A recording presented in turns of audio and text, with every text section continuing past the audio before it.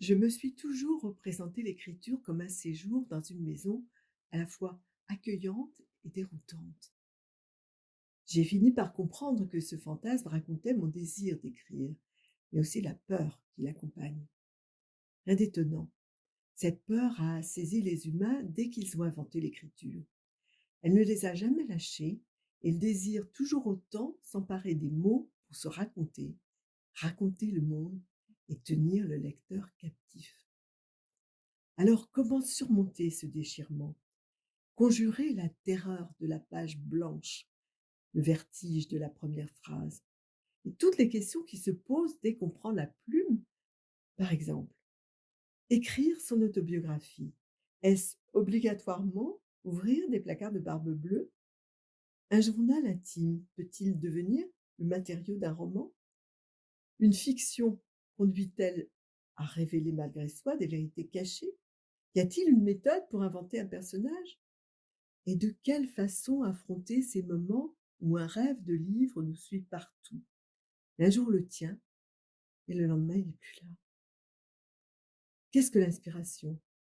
Un retour à la créativité et à l'imagination qui nous habitaient si spontanément quand nous étions enfants? Pour les retrouver, y a-t-il un secret? Des trucs, des ficelles? Un système? Une clé? Il y a en tout cas un chemin, celui que je dessine dans ce livre en forme de flânerie à l'intérieur de la maison écrire, ce lieu de toutes les libertés où, grâce à la magie des signes tracés sur l'océan blanc des pages, l'écrivain peut s'offrir tellement de vie en plus de la sienne.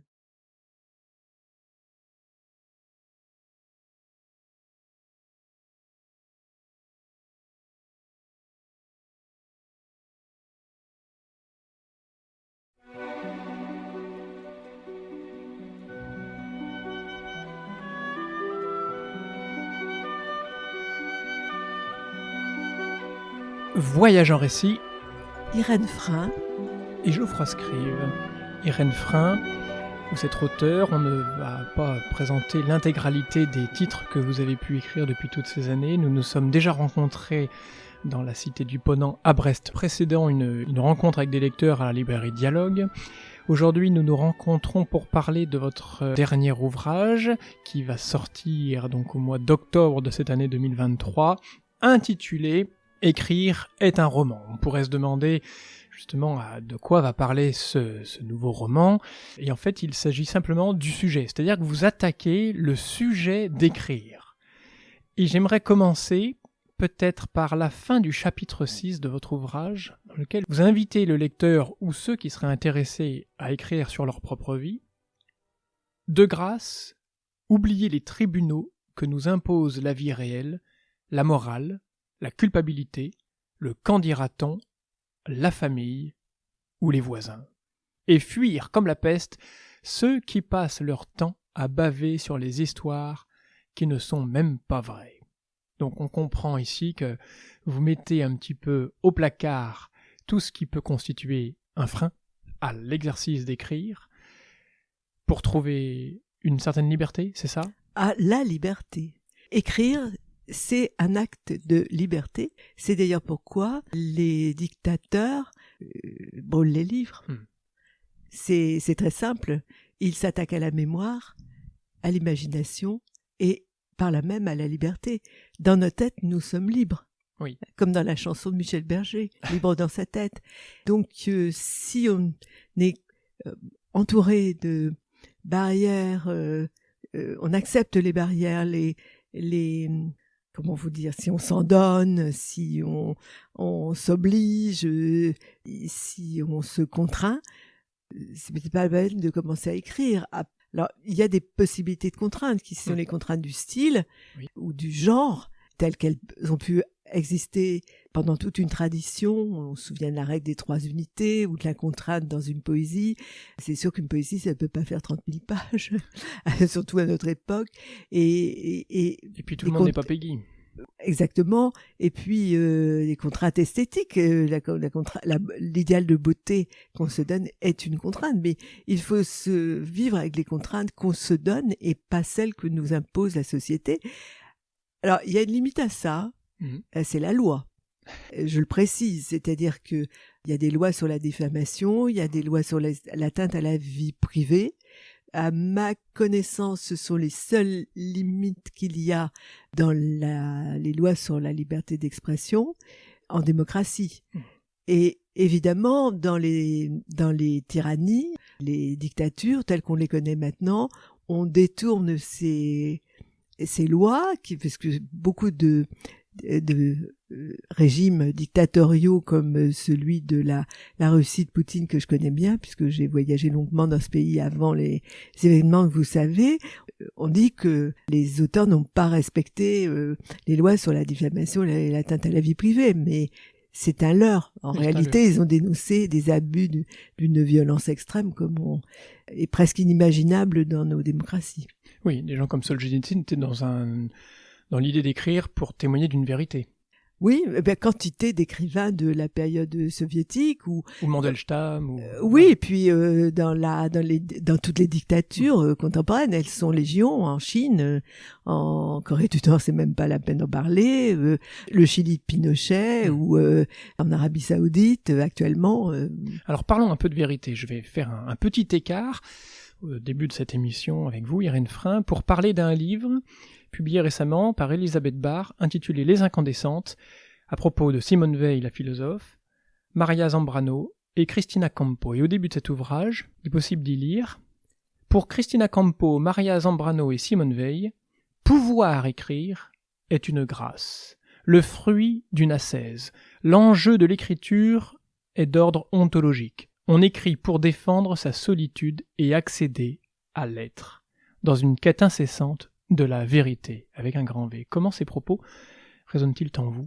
Oui, bien entendu, il y a une forme d'ascèse et de dépouillement dans l'écriture, et ça se manifeste chez moi, et je suppose pour certains de mes camarades, pas tous nécessairement, mais par presque un dépouillement physique, c'est-à-dire que vous ne verrez jamais dans un magasin de fringues dans ces périodes-là, d'ailleurs même plus beaucoup après.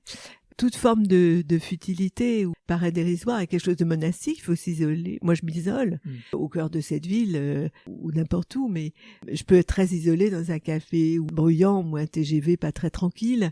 Je pars. Alors, j'ajouterais à cette remarque que vous avez citée, malgré tout, pour moi, c'est un recherche de contact avec les autres. Je trouve la phrase un peu limitative.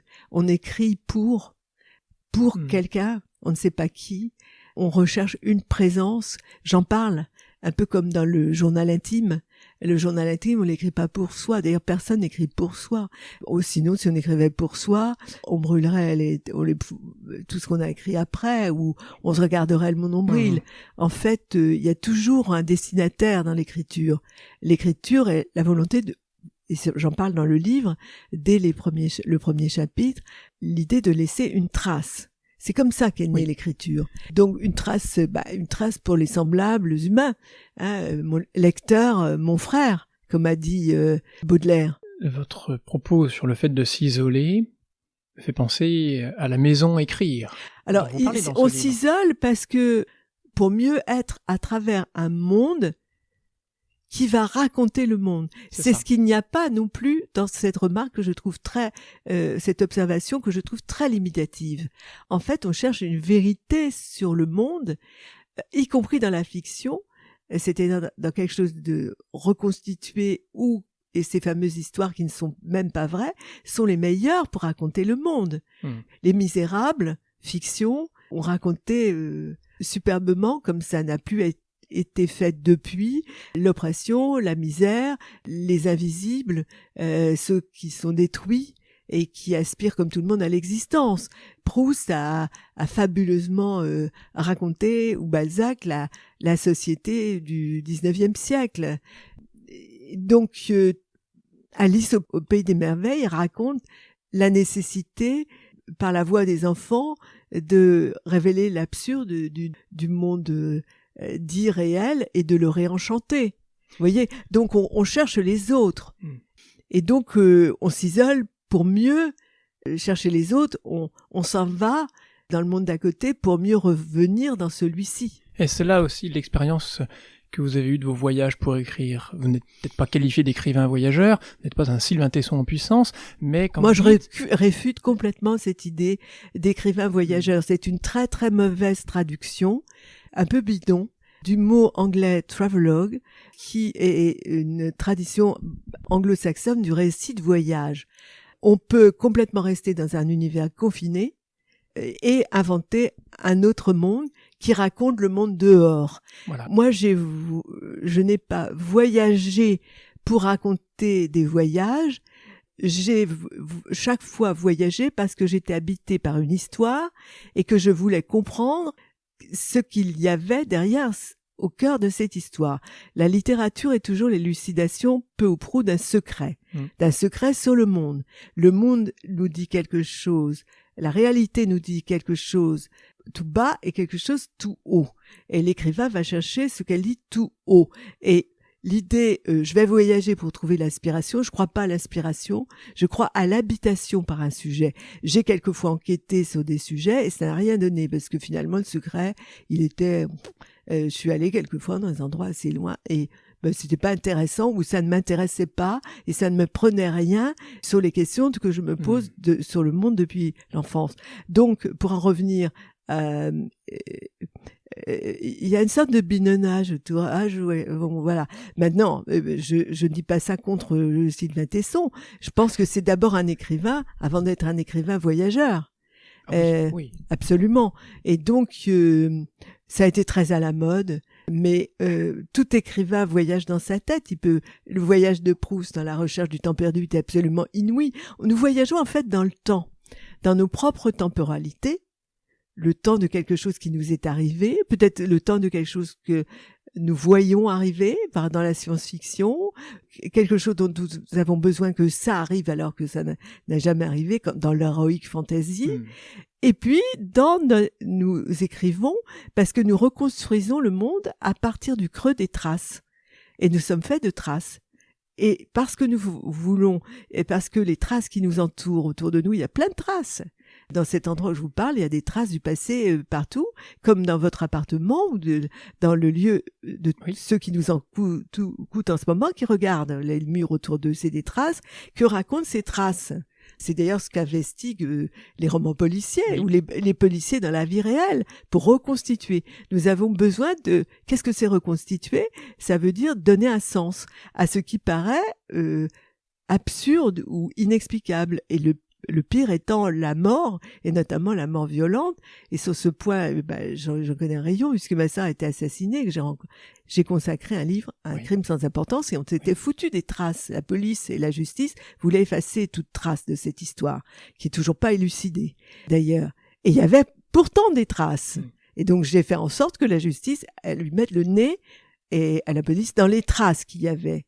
Et certaines avaient été effacées, d'ailleurs, pour des raisons que je m'explique toujours pas.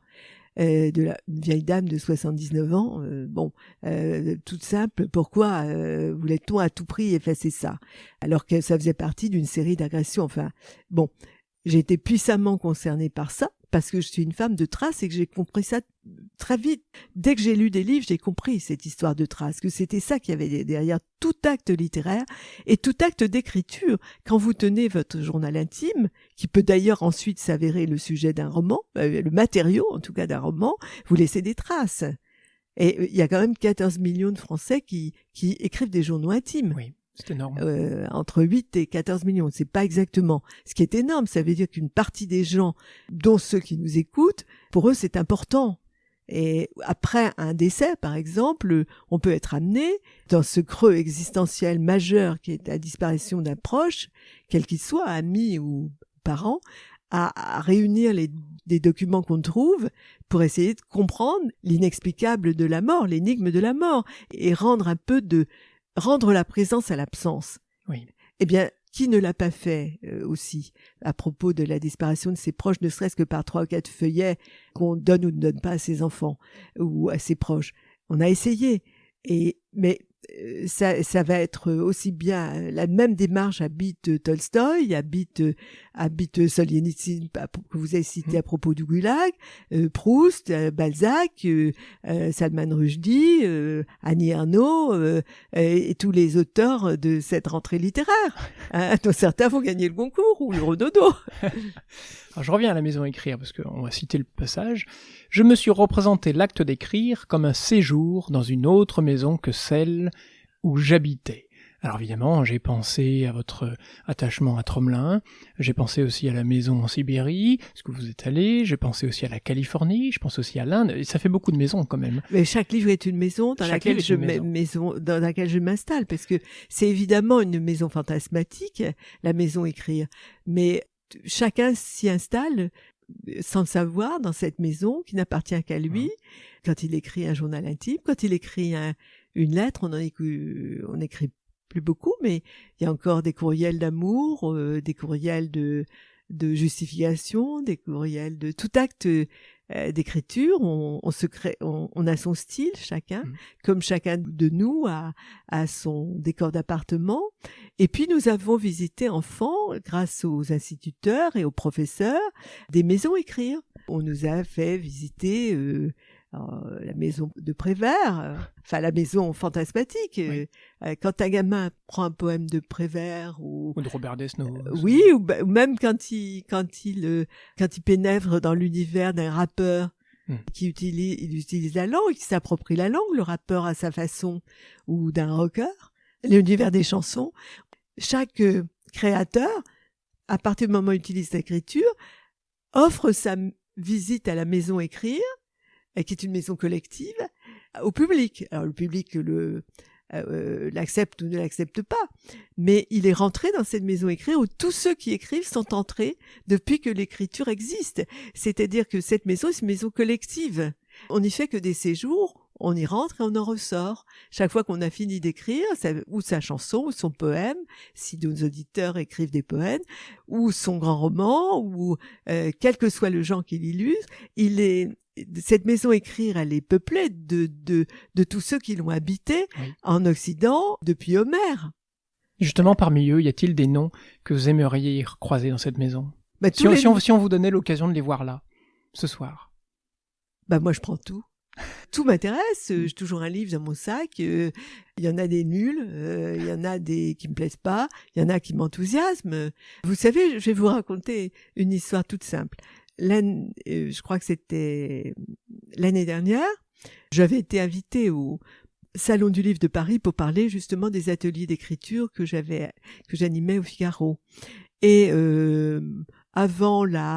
avant cet entretien avec le public, j'ai flâné et je me suis arrêtée devant une table et j'ai vu un titre où il y avait Kremlin.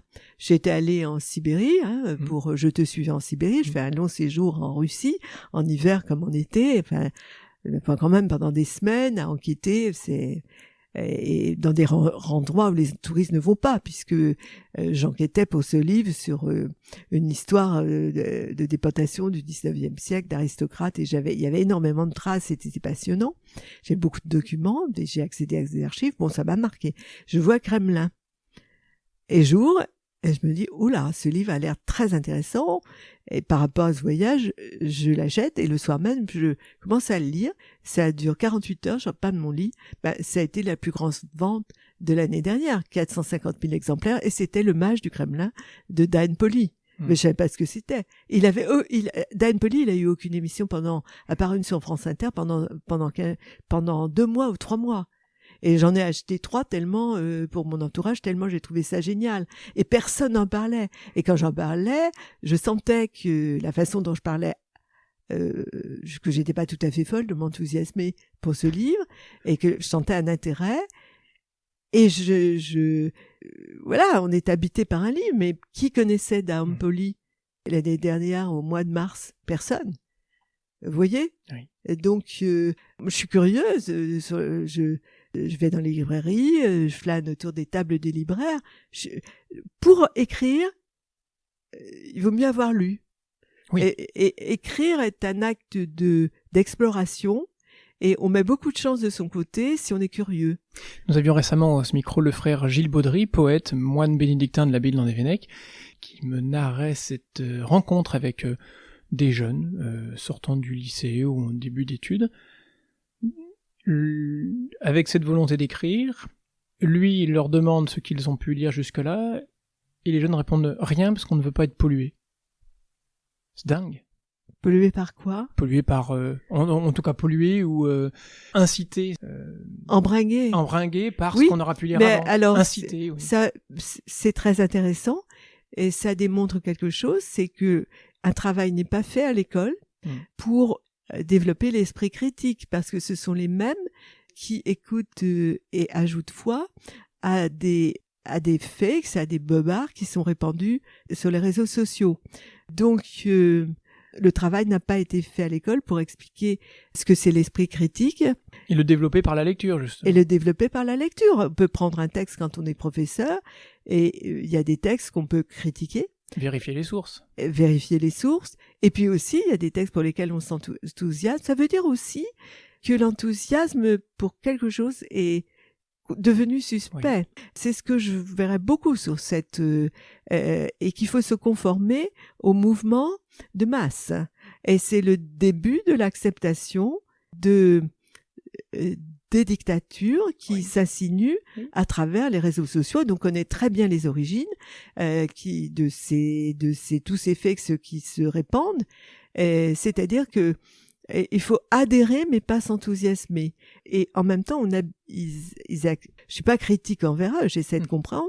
Et contradiction suprême, ils adhèrent à des mouvements mondiaux. Ce qu'on a vu dans les émeutes de juin dernier. On aurait parfois, à vous entendre, on aimerait réécouter, par exemple, l'entretien d'un Jacques Chancel avec un Lucien Rebattet par rapport aux décombres qu'il avait écrit, pour le faire revenir justement sur ce qu'il avait écrit. C'est-à-dire que si on n'avait pas fait l'effort d'aller ouvrir certains livres pour savoir qu'est-ce qu'il en était et le mettre devant les contradictions, on aurait... Ou de Louis Aragon, les textes de Louis Aragon à la gloire du communisme, Oural, par exemple, qui est quand même hallucinant d'aveuglement consenti. Oui. Et qui, à un moment de sa vie, Aragon, qui est un très grand poète, un très grand écrivain, il a été l'un des idiots utiles, mais peut-être pas si idiot que ça. Il voyait bien ce qu'il y avait sous les yeux des organisateurs staliniens du Goulag. Alors, donc, on n'enseigne plus ça dans les écoles. Alors, par rapport à cet enfermement, je vais citer l'incipit de votre livre, Gaston Bachelard, La poétique de l'espace, citation, « Toujours, imaginer sera plus grand que vivre ». Oui, et alors cet exergue est pour moi capital, parce que l'imaginaire est ce qui nous permet, c'est un instrument comme la mémoire, un instrument de survie. Et l'un des problèmes sur l'imaginaire, c'est qu'on ne le développe plus dans les écoles. À partir de 12 ans, on ne demande plus du tout aux enfants d'inventer, aux adolescents, alors qu'ils le souhaitent et qu'ils sont heureux de reconstruire le monde par un texte d'imagination. Ils demandent que ça. Dans ce livre, Écrire est un roman, je me suis interrogée pourquoi autant de désir d'écrire dans notre pays, et pourquoi, en quantité égale ou souvent supérieure, autant de peur d'écrire. Et dans les rencontres, et je remercie les lecteurs de leur confiance, on m'a souvent posé la question, comment on fait pour devenir écrivain? Alors je répondais par des questions, mais c'est quoi pour vous écrire?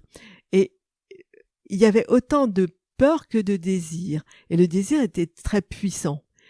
Et quand de question en question, j'en arrivais à dire, mais pourquoi vous avez peur? La réponse, c'était toujours, je n'ai pas d'imagination. Bon, une fois qu'on a dit ça, on n'a rien dit. Moi, je pensais qu'ils en avaient. Et je le disais, mais je disais, vous avez de l'imagination. Parce que l'imagination, ça nous sert à survivre. Et je leur donnais un exemple simple. Admettons que vous vous retrouvez enfermé dans les toilettes. Il faut bien en sortir. Vous allez mémoriser pour savoir comment vous en sortir. Est-ce qu'il y a des gens dans l'immeuble à cet moment-là? Vous allez regarder la fenêtre pour savoir si ça donne sur une cour. Vous allez appeler toutes vos ressources. Et ensuite, vous allez imaginer comment vous servir de votre imagination, parce que la mémoire et l'imagination sont jumelles, elles sont très étroitement connectées, elles sont dans les mêmes lobes du cerveau. Elles s'alimentent. Elles connectent. Les IRM et les scanners commencent à observer à l'observer. C'est le cortex préfrontal, je crois. Mais on s'aperçoit précisément, comment ça s'est percevoir par les neurosciences, que l'imagination est sûrement plus forte plus puissante que la mémoire. Elle a des connexions avec des zones beaucoup plus profondes du cerveau. Et donc, ça veut dire que c'est très structurant, l'imaginaire. Et ça devrait être un devoir pour l'éducation nationale de continuer à exercer l'imaginaire et de l'écriture notamment. Et on s'est aperçu que les plus grands scientifiques sont des gens qui sont sous une culture littéraire. C'est quand même assez extraordinaire parce que tout ce qui est mobilisé comme fonction cérébrale par la lecture et mobilisé ensuite entraîné sont des zones du cerveau qui vont opérer dans la recherche scientifique. Un scientifique est nécessairement quelqu'un qui a énormément d'imagination. Et là, la rationalité vient mettre de l'ordre là-dedans. Mettre de l'ordre, oui. Mais il faut imaginer pour être scientifique. Donc, c'est un devoir colossal, surtout à notre époque, où les enjeux sont si importants, d'ailleurs pour notre survie planétaire, de développer l'imaginaire comme on vous apprend, comme tout autre apprentissage, mais peut-être plus que tout autre apprentissage. Et j'ai enseigné longtemps, j'ai formé des professeurs aussi pendant une quinzaine d'années, et ce que j'ai constaté, c'est que plus il y avait d'exercices qui stimulaient l'imaginaire, plus il y avait de créativité, plus il y avait de bonheur des jeunes, et ils commençaient à être plus doux. Avoir de meilleurs résultats en sciences, en maths, évidemment en histoire, à partir du moment où la créativité était stimulée dans les classes de français.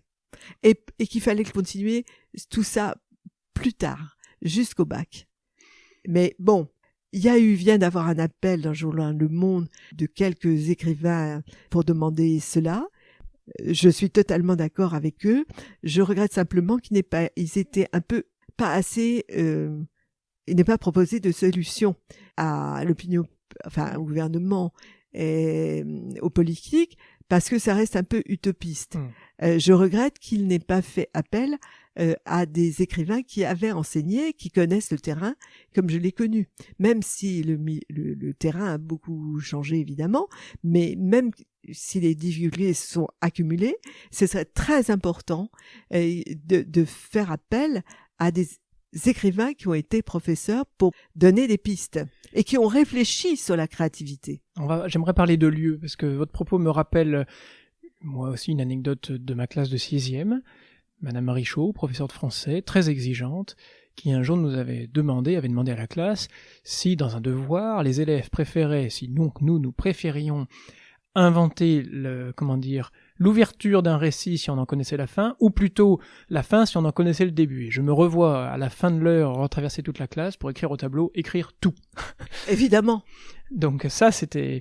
Mais je pense au lieu donc de cette classe, et je pense au lieu pour vous au grenier, dont vous parlez dans ce livre, où vous écrivez petite. Qu'est devenu ce grenier, et si vous le pouviez, aimeriez-vous y réécrire ? Non, il est devenu autre chose. Un jour, je suis allée dans cette maison qui avait changé plusieurs fois de main et c'était devenu des combles aménagés. Il y avait une chambre d'adolescent avec une console vidéo et tout ça m'a paru certainement un endroit très agréable pour cet adolescent. Il avait sa liberté dans cette chambre, mais moi, c'était pas une liberté. C'était la liberté, mais pas celle d'une chambre d'adolescent, c'était un univers. Oui. Il y avait tout un bazar dans ce grenier, c'était un vrai grenier. Les maisons n'ont plus grenier maintenant. Donc maintenant, ce grenier est devenu tel un rivage des Sirtes, quelque chose de très présent dans votre imaginaire. C'est le grenier de mon enfance, mais la pièce, le lieu n'a pas beaucoup d'intérêt. Je l'ai emporté dans ma tête. Ce qui compte, c'est ce qu'on a dans la tête. Je suis pas fétichiste, ces choses disparaissent, elles disparaissent, mais elles disparaissent pas dans ma tête. Et donc, c'est là que j'ai appris Je m'ennuyais, alors je lisais tout ce qui tombait sous la main. Quand je j'allais à la bibliothèque municipale, j'allais pas en vacances, on n'avait pas d'argent, donc tous les jours j'allais à la bibliothèque municipale et je rendais les livres que j'avais lus et j'en prenais d'autres et j'allais lire sur une vieille couette remplie de balles de son au milieu d'odeurs de poussière, rêvasser, et ce lieu de lecture est devenu un lieu logiquement d'écriture parce que là j'étais pas espionnée, j'étais pas dérangée, on savait pas trop où je rangeais mes affaires secrètes et je regardais par la fenêtre et je rêvassais. Je revendique pour chacun de nous le droit à la rêvasserie et pour les enfants, laissez-les s'ennuyer un peu au lieu de chercher toujours des activités. L'ennui est très formateur. Hein. Jean d'Ormesson le disait. Il disait ce que j'aime bien dans les vacances, c'est qu'on s'y ennuie. Je dirais pas nécessairement ça, mais c'est qu'on fait. Laissant une imagination déborder. Écoutez, il y a plein de moments qu'on appelle des temps morts dans la vie. Rendons-les vivants nous-mêmes. C'est un acte de liberté et aidons les enfants à les rendre vivants. Hein. Voilà, mais simplement, on leur donne pas les conditions, on leur donne tout de suite, on les gave dès 2 ans, même 18 mois avec les tablettes, etc. Ils ont besoin, pour que leur cerveau s'épanouisse, se forme bien, de glandouiller, de bagnauder, de s'embêter. Moi, j'ai été frappée d'une chose, c'est à quel point un certain nombre de prisonniers dans les prisons françaises, qui sont ce qu'ils sont, mais en tout cas, avec la lecture, arrivent et la fréquentation des bibliothèques se réhabiliter et avec et finissent par écrire. J'ai des confrères qui vont dans les prisons animer des ateliers d'écriture et à quel point, quand ils sortent, un certain nombre d'entre eux sont beaucoup plus cultivés que la moyenne nationale. Et souvent plus cultivés que les magistrats qui les ont jugés, souvent équitablement, quelquefois pas équitablement, peu importe, le débat n'est pas là, et que l'ensemble du personnel qui va tenter de les réinsérer, c'est assez étonnant. D'ailleurs, ce personnel qui cherche à les réinsérer est souvent très à l'écoute et admiratif de la façon dont ils se sont réhabilités par la lecture et l'écriture. Irène Frein, j'aimerais revenir aussi sur un propos que vous relevez de Julien Gracq, une autre de vos passions, il me semble, pour cet auteur, qui avait dit « Il faut beaucoup pardonner aux écrivains parce qu'ils ne savent pas toujours ce qu'ils font ». Alors je fais le lien entre cette phrase au tout début de votre ouvrage et puis l'histoire que vous racontez à la fin avec une dame qui vient pour un atelier d'écriture et qui dit qu'elle ne peut pas livrer sur le papier ce qui lui passe par la tête parce que ça serait mentir. Oui. Et à la fin, vous avez une question à son encontre. Vous lui demandez de se poser à son endroit. Oui. Posez-vous la question de combien de mensonges vous avez fait aujourd'hui. Je me suis demandé si dans cette question il n'y avait pas, si c'était une réaction ou si c'était une petite attaque déguisée. Ah non, pas du tout. Parce que nous n'avons pas le ton quand on lit. Il y avait pas du tout d'attaque. Pour moi, c'était plutôt le sentiment d'un échec, puisque cette femme avait commencé à se livrer dans le premier exercice et elle avait fantasmé sur la photo avec la maison et l'ombre que j'avais proposée aux 12 participants de l'atelier d'écriture. Elle s'était entre guillemets lâchée et une vérité de sa vie sans doute avait émergé. Ça lui avait fait peur et elle avait fui. Donc, il n'est pas question de mentir, il était question, la vérité de sa vie était sortie à travers un début de fiction. Ça lui avait fait peur, et elle était partie. Et moi, je me suis dit, si elle est partie, c'est que j'ai échoué, quelque part. J'avais peut-être, je me suis remise en question.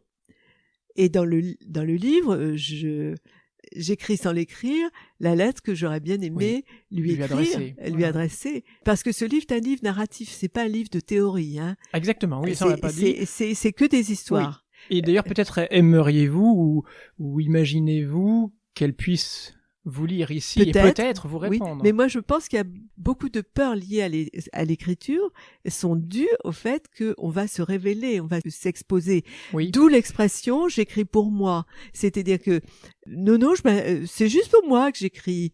Et puis finalement on le montre à quelqu'un en disant « non, mais c'était juste pour moi alors, mais j'aimerais bien que tu le lises ». D'où l'importance de la présence quand même, Oui. De quelqu'un à qui Oui. on s'adresse. Et puis cette phrase, elle est juste pour dire si c'est mauvais, c'est pas grave parce que c'est pas destiné à être publié, mais pas du tout. On n'a peut-être pas publié, envoyé au Seuil ou chez Gallimard, mais on aimerait bien que malgré tout le publier, ne serait-ce que sur Internet ou montrer à ses amis, à la famille, et on aimerait bien avoir se sentir compris. C'est ça aussi qu'il y a dans l'écriture, se sentir aimé, se sentir compris. Et donc, il y a cette pudeur à dire « j'écris pour moi ». Mais en fait, tout acte d'écriture, à son insu, on va se révéler. Et d'où la phrase de Julien Gracq. Vous savez, les écrivains ne savent pas toujours ce qu'ils font. Eh ben, c'est vrai, on ne sait pas ce qu'on fait quand on l'écrit, parce que ce sont des forces obscures, les plus profondes de nous-mêmes, qui sont en œuvre, elles vont nous échapper. Et donc, la seule chose qu'on puisse contrôler quand on écrit, c'est la forme. Oui. La forme esthétique, le type de livre qu'on voudrait écrire. C'est pourquoi je conseille souvent à ceux qui veulent écrire d'aller se balader dans des librairies et de lire des livres et dire quel type de livre j'aimerais écrire, à qui j'aimerais bien ressembler et quelle est la maison écrire, la maison d'édition en l'occurrence, c'est pas ça la maison écrire, mais qui pourrait, dont je fantasme qu'elle serait la plus accueillante. En dehors des normes, c'est-à-dire oui, tout le monde veut Gallimard ou Le Seuil, mais c'est peut-être pas là où vous serez le mieux accueilli. Et c'est peut-être pas du tout une maison qui accueille ce que vous voulez écrire, le type de récit. Vous voyez? Mais en fait, tout le monde a cette pudeur. Mais on peut écrire la vérité tout en étant très pudique. On peut être d'ailleurs nu dans un film, tous les acteurs le savent, en étant prodigieusement, cette nudité soit pas du tout obscène ou pornographique. Vous voyez ce que je veux dire? Tout à fait. Donc ça a du même ordre, ça a à voir avec le dévoilement de l'amour. Mais est-ce que justement la peur d'écrire n'est pas liée, et vous l'écrivez dans ce livre, au diktat de cette industrie littéraire en France? Vous parlez vous parlez des diktats. Alors je me suis demandé de quel diktat parliez-vous? Moi, je trouve que en littérature, qu'on dit générale, il y a beaucoup de diversité, de liberté. Oui. J'ai lu des livres pour les prix cette année. J'ai trouvé beaucoup de créativité, de liberté, surtout chez les plus jeunes, etc. Les éditeurs ne publient pas que des histoires d'inceste, de viol, comme on le dit. Il y a non, les dictats, moi je dirais, ils seraient dans la littérature industrielle. Ce que j'appelle la littérature industrielle, c'est feel good, en gros. Je parle pas des romans policiers parce que le polar est un genre assez codé. Donc,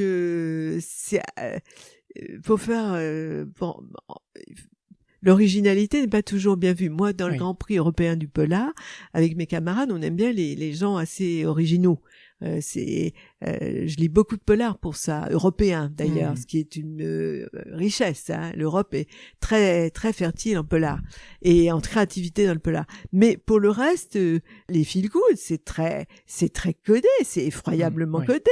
Il faut que ça finisse bien tout en finissant un petit peu mal. En gros, c'est j'ai inventé un titre à un moment pour parler des feel good qui était qui est dans le livre d'ailleurs, les alligators rient jaune mais il fera beau demain.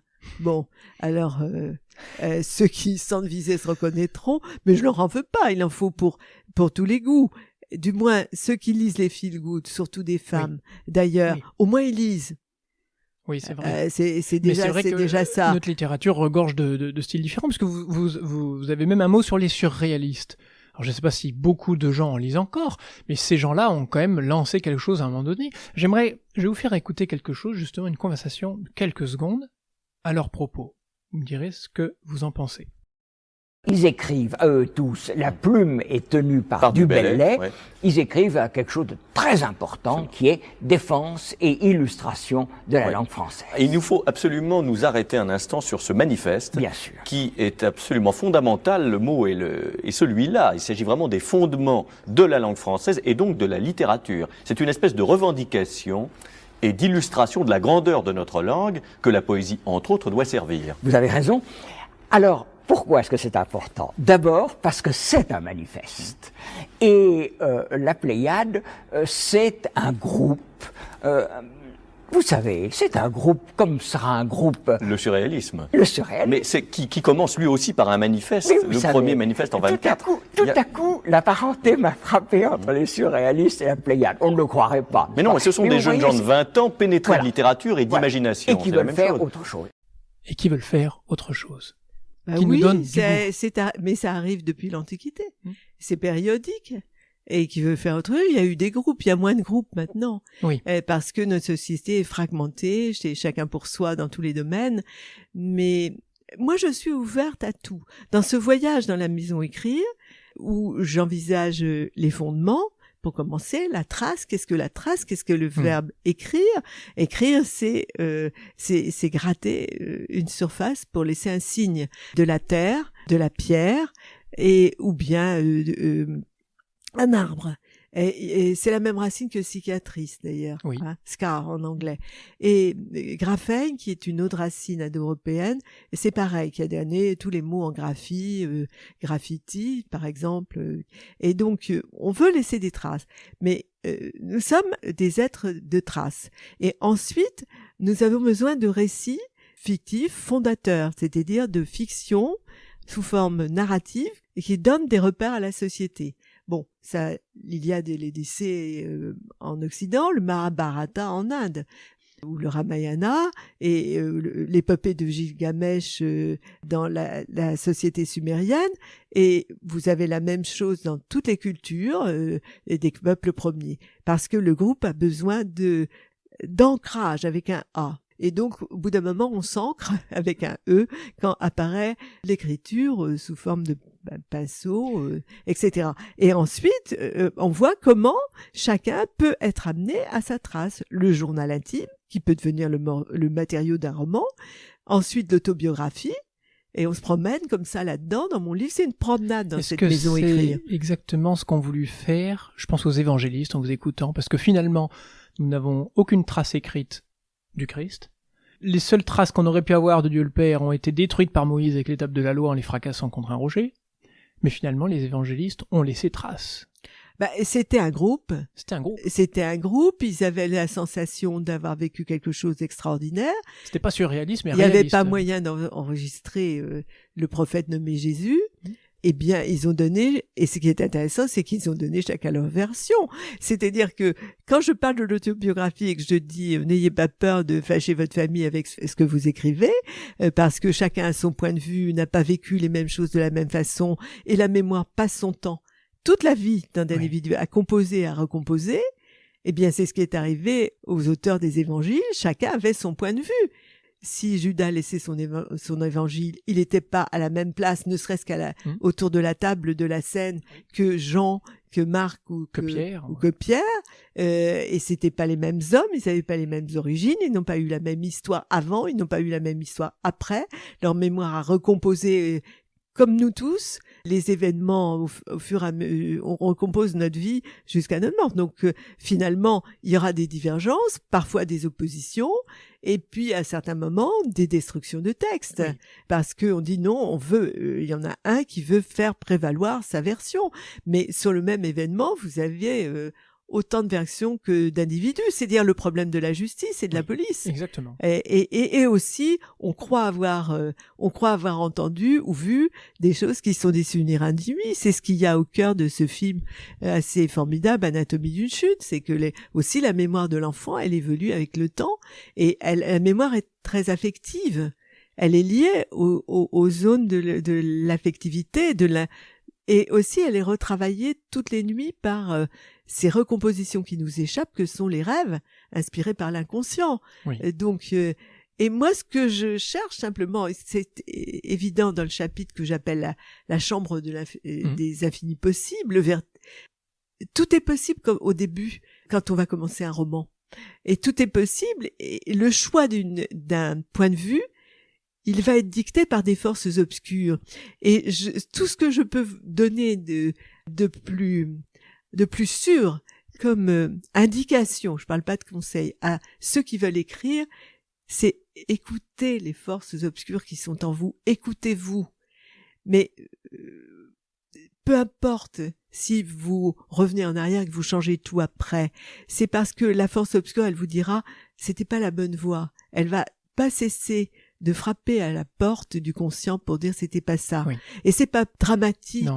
de refaire un texte 100 fois. À partir du moment où le désir d'aboutir est là, il faut toujours laisser place au désir. Le désir, il s'avance un peu par moment, lui aussi, et il peine à cogner à la porte du conscient. Vous voyez, Tolstoï, il a refait, je sais pas combien de fois, Guerre et paix. Alors, quand on pense à ça, ça donne du cœur à l'ouvrage. Ça nous mais encourage. Oui, quelque part. c'est-à-dire qu'on est écrire, il y a des textes qu'on écrit comme ça d'un fil. Oui. Pourquoi? On ne sait pas, sans être qui nous habitent plus facilement. Et puis d'autres, il faut aller les chercher. Mais écoutez aussi les acteurs qui vous disent je me suis laissé habiter par le texte et j'ai eu du mal à m'en déprendre et c'était un rôle très dur à porter. Ils trouvent pas non plus tout de suite. Non. Notre époque est celle de l'instantanéité et de la vitesse. C'est tout de suite maintenant et si c'est pas bien, je casse les murs ou je bute le flic ou etc. Vous voyez toute cette instantanée. Et ça mène à rien. Et donc on s'écoute, on fait un peu silence et surtout le livre que j'ai écrit, c'est pour rendre confiance à chacun. Et vous nous donnez même confiance pour penser les personnages en disant mais c'est pas grave si vous n'avez pas pensé votre personnage d'un bout à l'autre du récit dès le départ. Non, c'est pas penser, c'est-à-dire que alors là j'ai un chapitre qui est très polémique, c'est sur l'histoire de la fiche personnage qui est une arnaque totale qui sévit sur internet. Bien sûr, il faut penser à son personnage, mais se laisser habiter par lui. Se dire à quoi il pourrait bien ressembler. Mais il y a une méthode sur internet qui est faite fureur et qui n'est ni plus ni moins une sorte de pseudo-recette du bon personnage pour faire, excusez-moi, du fric. Et c'est parce qu'il y a une partie des gens qui veulent écrire, pas nombreuses, mais quand même, qui se dit je voudrais faire comme Virginie Grimaldi et d'autres, les noms m'échappent, Catherine Pancraft, du fric avec une histoire de feel good ou que ce soit adapté en série. Je crois d'ailleurs que et là je fais du fric, il y a quelqu'un sur internet qui dit un bon personnage c'est de Laurent Barre pour votre roman. De Laurent Barre. Et vous remettez les mots de Stephen King. Le boss dans un roman, c'est l'histoire. Mais c'est l'histoire qui détermine le personnage. Avant Stephen King, il me semble qu'il y en a un autre que j'aimerais bien citer. Pierre Ponson du Terrail, avec Rocambole. Les personnages sont devenus rocambolesques. Et il ne savait plus dans quel tome avant, qu'est-ce que faisait son personnage, donc on le voit réapparaître alors qu'il est mort 3 tomes avant. Enfin, oui, il a même il voulait plus écrire à un moment, etc. Bon, alors ça, c'est un extrême. Mais je dirais moi, je crois que c'était... Il faut pas oublier qu'à l'époque, c'était dépendant des journaux. Donc, la puissance financière qui alimentait les écrivains, c'est quand même les journaux. Pour Balzac, par exemple, pour Victor Hugo aussi, ils avaient des contrats avec des journaux. Il fallait beaucoup de rebondissements, etc. C'était la série de l'époque. Mais là, l'idée, je veux du fric d'abord avant d'écrire, et j'achète une fiche personnage pour entrer dans le fictionnistan, comme j'appelle, qui va rapporter la montagne de dollars, faire de moi le roi et la reine de pétrole. C'est quand même les recettes et les trucs. En réalité, il faut avoir le courage de dire, il n'y a pas de trucs et de recettes. On ne réussit que si on est sincère. Alors, la sincérité n'est pas la garantie du succès, parce que nous sommes aussi très nombreux à être, moi j'ai écrit des projets de livres, j'étais très sincère et je les ai abandonnés parce que c'était mauvais. On a tous abandonné des projets et pas qu'un parce qu'on s'est aperçu que c'était nul. Et puis dans cette maison écrire, vous avez bien dit, Irène Frein, vous y rencontrez vos idées, vos personnages. Vous n'avez pas précisé que vous aviez rencontré la Banque de France. C'est pas un pactole que vous trouvez dans votre maison. Non.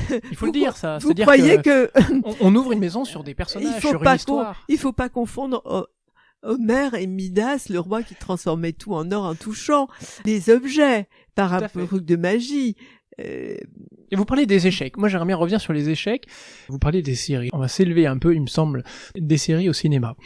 Vous avez un passage à propos du cinéma. Vous dites... On a même vu des immeubles faire d'excellents héros de romans et des îles. Alors évidemment, j'ai pensé aussi aux îles au large, à Tromelin, c'est le véritable... la Californie avec la grâce de la femme solitaire. Et c'est dans Tromelin que l'île est le vrai héros. Exactement. Et j'ai pensé aussi à des citadelles, comme celle de Bam, en Iran, pour le film tiré du roman Le désert des Tartares de Buzzati. Et ayant eu l'occasion d'en parler il y a quelques années avec quelqu'un comme Michael Manzal, m'a dit mais ce film a été une suite d'échecs en échecs. Le nombre de gens qui ont voulu le réaliser à partir du récit, ça n'a jamais été possible, jusqu'à trouver Jacques Perrin, etc. Et Buzzati. Oui, mais on n'a jamais réussi à tourner Don Quichotte. Oui, par exemple. Par exemple, mais un immeuble qui peut être le héros d'un roman, ben c'est la maison, je ne sais plus quoi, de cet écrivain égyptien, qui était d'ailleurs dentiste, qui a pris un immeuble. Pardonnez-moi, je ne trouve plus le nom, mais c'est un roman phénoménal. C'est l'immeuble le sujet. Oui. Avec la cohabitation des gens, la façon dont ils s'écroisent, la pérennité de la construction même est menacée à un moment, des gens vont peut-être être vidés, qui était l'âme de l'immeuble, etc. Ben, on pourrait faire ça à partir d'une barre en banlieue qui va être détruite. Les histoires sont partout. Les histoires sont partout. C'est l'idée de ce livre. Il suffit d'ouvrir l'œil et d'être un peu attentif. Donc de détourner les yeux des écrans où chacun se met en scène. Quittez vos nombrils, regardez le monde et vous retrouverez, racontez une histoire qui n'est pas nécessairement la vôtre mais qui va vers les autres et vous n'en serez que mieux avec votre petit nombril. Parmi les titres que vous avez pu écrire jusqu'ici, Irène Frein, pour lesquels rêvez-vous d'une adaptation justement peut-être au cinéma? C'est aux autres, c'est aux autres de le dire. C'est aux producteurs de cinéma de rêver. Moi, je vais pas me battre pour ça. Mais non, tous sont adaptables, à mon avis. Tous, parce que ce sont des histoires. Mais vous savez. C'est ce que disait Gérard Horry. Vous savez, les lecteurs vous disent souvent, pourquoi vous le faites pas adapter au cinéma? Mais je leur réponds, moi, je propose une maison à habiter avec un livre. Les producteurs de cinéma ou les réalisateurs, eux, ils cherchent à habiter votre maison et à la faire habiter par des images. Oui. Et il faut que ça rapporte de l'argent parce que si moi je commence un livre et que je le publie pas, c'est pas grave, même si j'ai mis 50 éléphants, si j'ai mis des palais mirifiques, des vêtements formidables. Au cinéma, tout est budget, tout est argent. Donc on commence à réfléchir d'abord à l'argent. Combien il y aura d'acteurs? Est-ce que c'est loin? Est-ce qu'il y a des costumes? C'est une industrie, le cinéma. Moi, si je termine pas un livre ou j'arrête au bout de ce qui m'est arrivé, au bout de 2 chapitres parce que c'est pas bon, tous les écrivains, on a eu ça. Et il faut que les auditeurs se mettent bien dans la tête qu'on peut être nul et c'est comme ça, c'est la vie de tout le monde. Mais au cinéma, c'est pas possible d'arrêter un film. Et ça va donner un navet. Les acteurs souvent savent qu'ils jouent dans un truc qui va au mur. Et on va jusqu'au bout et puis on dit à la grâce de Dieu, si vous voulez. Et on se rattrapera sur le prochain. Non, on n'est plus bankable, on n'est plus appelé. Ouais. Et c'est pas encore ça. C'est ce qui s'est passé pour quelqu'un comme Michael Cimino, par exemple. Oui, mais c'est pas encore ça dans l'édition française. Non.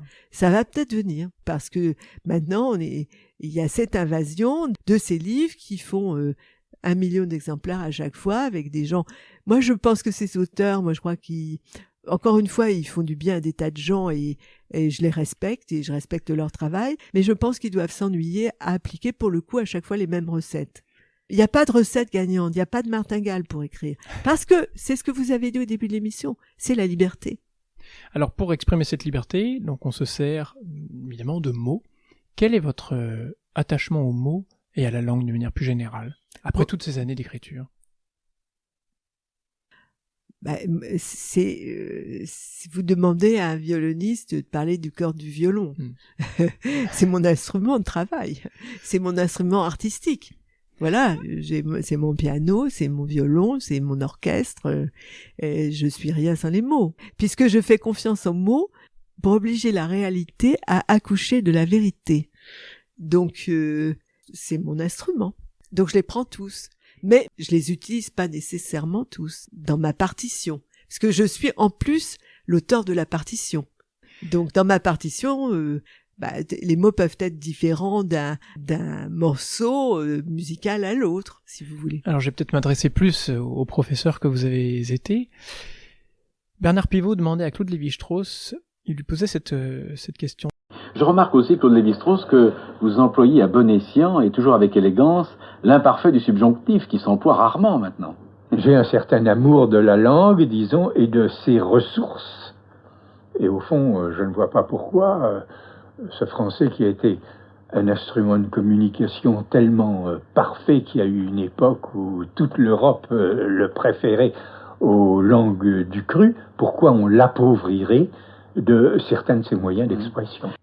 Il est évident qu'il ne faut pas mettre des interdits sur les formes grammaticales d'une langue, enfin les verbes en l'occurrence de conjugaison, mais je serais plus nuancée.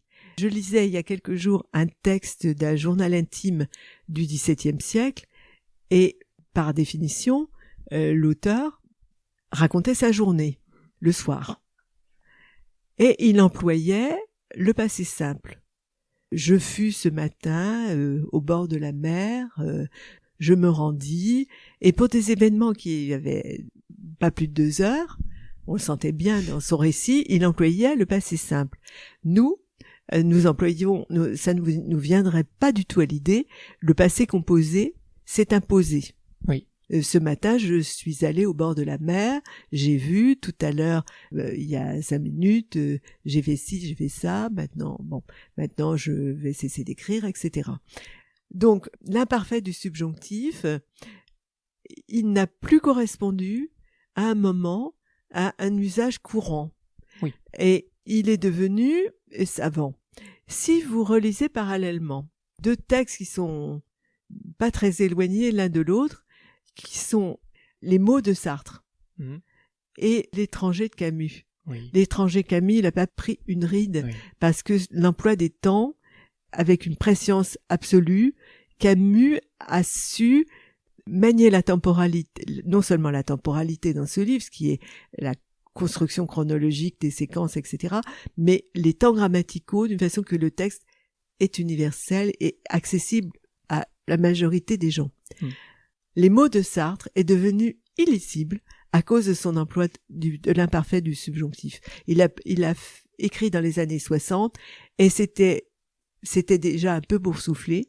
Et en 2023, ça fait lourdingue. Oui. Et il faut accepter que l'usage évolue. Et il y a, si vous lisez des textes du XVIIIe siècle, il y a des formules qui sont devenues inaudibles aussi. Donc c'est un phénomène évolutif. Et dans un récit, actuellement, et de façon qui n'a pas à se justifier par des choses passéistes ou le passé composé est tellement supérieur même au passé simple. Par moment, on peut revenir encore au passé simple parce qu'il est pas oublié dans la langue écrite. Il est encore d'un usage courant dans la langue écrite. Mais il est en recul par rapport au passé composé. Et le passé composé fait que le texte est plus audible. Oui. Voilà. Et donc, il faut être très souple. Il faut défendre une situation dans laquelle il est, on va dire, adapté. Oui, c'est une question de contexte et d'intention du texte. Moi, je n'ai pas, si vous voulez, je n'ai pas de religion, entre guillemets, sauf celle des intentions. Alors, pour finir, Irène Frein, ce dernier chapitre qui s'intitule « Et alors ?» et qui commence par cette phrase « Les livres ne meurent pas, on les referme ». Alors, moi, j'ai envie de finir cette conversation avec vous par cette question. Plutôt que « Et alors ?» j'ai envie de dire « Et après ?» Quel autre livre allez-vous ouvrir ? D'abord, les livres, quand ils sont bons, on les rouvre. Ensuite, oui, mais y a-t-il des sujets sur lesquels vous vous apprêtez à écrire aujourd'hui ? Ce qui est formidable, c'est que à la fin d'un livre comme celui-là, qui va vers les autres et qui cherche à donner confiance aux autres, ça demande une très grande énergie d'essayer d'aller vers les autres et de donner confiance aux autres. Tous les professeurs qui m'écoutent ou tous ceux qui sont vont vers les autres parmi les auditeurs comprendront. On donne de soi, c'est fatigant. On donne de soi pour mieux revenir à soi. Alors moi, je me repose en ce moment et je me suis offert 2 mois d'arrêt complet à faire silence, à vivre avec la nature, à vivre en fusion physique avec la nature, redécouvrir le corps inscrit dans le monde, dans sa fragilité, et faire le vide pour mieux trouver le plein. Et je vais utiliser les mois qui viennent à porter ce livre pour qu'il aille vers l'autre. Je vous ai dit, on n'écrit pas pour soi. Je me suis mieux retrouvée avec ça. plus on va vers les autres, mieux on est exact avec soi-même. Donc je vais profiter de cette exactitude pour porter ce livre, et évidemment des idées me viennent, et je voudrais que dans les idées qui me viennent, trouver l'idée qui correspond avec la plus parfaite exactitude à ce que je suis devenue grâce à l'écriture de ce livre, qui moi me rend plus exact, parce que j'ai bien regardé ce que j'avais fait moi-même et ce que j'avais entendu des lecteurs. Je vais pas dans une rencontre, dans une librairie ou dans un salon du livre, simplement blablabla, vous voyez comment je suis la mieux, et comment mon livre est supérieur à celui du voisin, et je suis, voilà, les plumes du pan. J'écoute ce qu'on dit. J'écoute les questions. Certaines sont dérangeantes. Ce livre est le fruit d'abord des questions des lecteurs, parce que la vérité, elle n'est pas dans la réponse. La vérité, elle est déjà dans la question. Et il n'y a pas de... C'est la question qui compte, c'est la bonne question qui compte. Et les lecteurs posent souvent la bonne question, et ceux qui écrivent se racontent dans leurs questions. Et tenir compte de la question de l'autre, pour moi, c'était à ce moment de ma vie, comprendre ce que j'avais fait à travers l'autre, et par une forme de ricochet, leur dire, vous savez, écrire, c'est pas si grave que ça. Vous pouvez le faire, mais on n'est pas dans la sacralité. Oui. Vous pouvez le faire, il y a pas de méthode, il n'y a pas de truc, mais il y a un chemin. Et c'est en partie l'histoire de mon chemin entrecroisée avec le formidable chemin de tous ces grands écrivains dont il est quand même important de dire qu'avant de se trouver, ils se sont perdus. Nous nous perdons tous pour mieux nous retrouver. Eh bien, là, ce livre, qui était très difficile à écrire parce qu'il allait vers l'autre, donc il s'agit pas de dire, encore une fois, mon nombril est le plus fleuri, le plus étoilé de la terre, c'est tout. Et je suis pas un gourou. Vous voyez? Je donnerai peut-être des masterclass, mais je ne ferai pas d'atelier d'écriture. Il y aura pas la maison écrire d'Irène Frein. Ça n'existera pas, ça. Des gens vont s'en charger. Certainement, faut tout dire, tiens, voilà, c'est ça qu'il faut faire pour gagner 3 sous, pour donner des trucs de gourou, mais moi, je ferai pas. Le mot de la fin pourrait être celui-là, vous n'apportez pas de réponse, vous ouvrez des chemins aux questions des auditeurs. Il y a des réponses dans ce livre. Oui. Mais ce ne sont pas des réponses, dire je suis le gourou. Et dire, mais soyez le gourou de vous-même. Gourou, en hindi, ça veut dire maître. Soyez maître de vous-même dans cette liberté vertigineuse qui est au cœur de toute création. Et vous allez voir des tas de fenêtres, des tas de portes s'ouvrir dans cette fabuleuse maison écrire que vous pouvez habiter, qui est une maison collective. Et à ce moment-là, vous allez trouver sans doute votre propre vérité. Et ça n'a pas de prix. Merci beaucoup, Irène Frein. Je vous en prie, merci à vous.